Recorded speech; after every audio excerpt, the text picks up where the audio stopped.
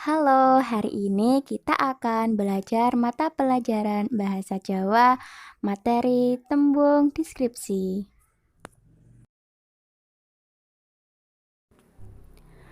Tembung deskripsi asale saka basa Latin yaiku describen, sing duweni arti gambaran, perincian utawa pembeberan. Karangan deskripsi uga diarani karangan kang nggambarake salah sawijining objek kang duweni dasar hasil pengamatan, pangrasa, lan pengalamane penulis.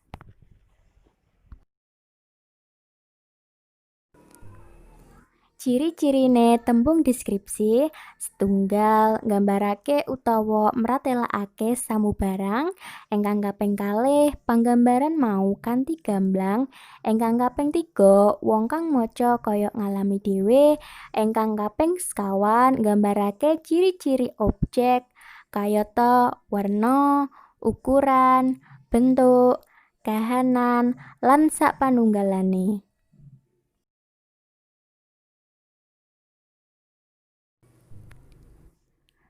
Niki tulodo saking tembung deskripsi kang judule Syawalan ing Kaliwungu. Nah, menggah mekaten materi ingkang kita pelajari dinten niki. Matur suwun.